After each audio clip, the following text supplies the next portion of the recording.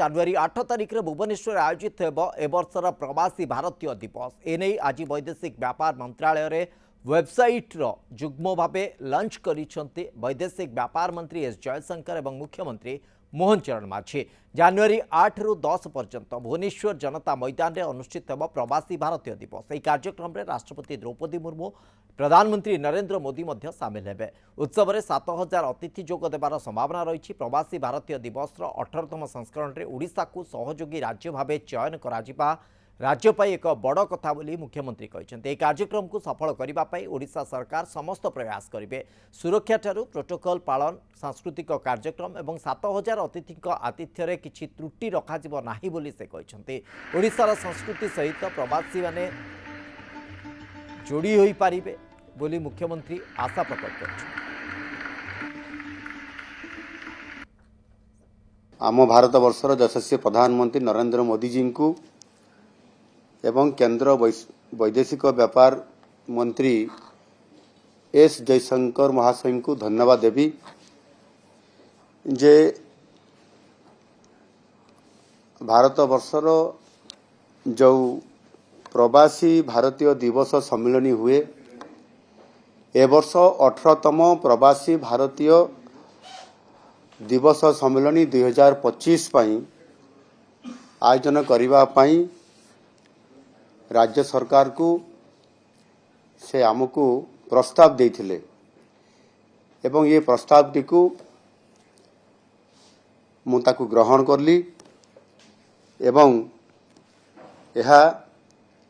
आसंता जनवरी मास 8, 9, 10 तारीख रे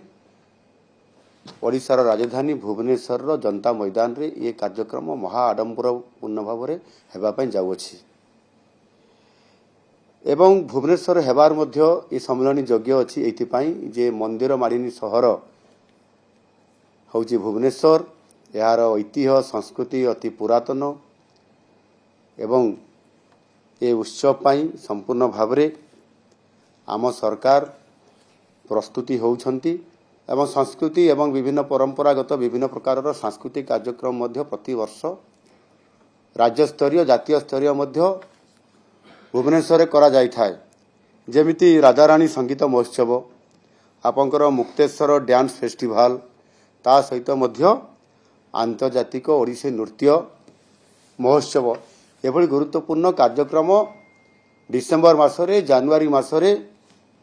फेब्रुआरी मास पर्यंत एवं नवेम्बर मासरे भी बेले बेले करा जाए। जेहेतु एते बड़ गोटे भव्य कार्यक्रम आमे करूछंती आ सेठिपाई से कार्यक्रम को सबू सही समय रे अर्थात जनवरी मास 8, 9, 10 तारीख से पाखापाखी समय रे ये समस्त प्रकार फेस्टिवल करा जिवो एवं संपूर्ण भाव में जो माने आसीबे प्रतिनिधि एवं डेलीगेट्स आसीबे समस्ते से माने कार्यक्रम रे रहिबा सहित विभिन्न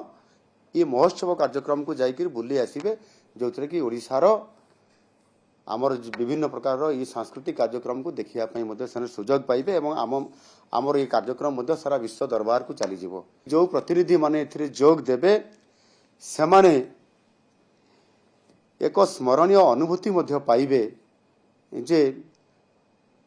ओडिशा रे एवं भुवनेश्वर एभली एक भव्य दिव्य कार्यक्रम हेतिला एवं निश्चित भाव रे ये प्रचार प्रसार हेई जिवो जहा द्वारा कि आगामी दिन में ओडिशा पर्यटन क्षेत्र रे भारत वर्ष नुहे विश्व रे एक प्रमुख पर्यटन क्षेत्र हिसाब रे स्थान पाइब से प्रकार वातावरण करने आमे लागिछु। निश्चित भाव में सफल हेबु। एटा ओडिशा पाई प्रथम थर होउची एवं आम समस्तंकर पाई ये गर्व एवं गौरव एवं एक इतिहास रचिबो यह निश्चित भाव में हो पारिबो मु आशा करूछि।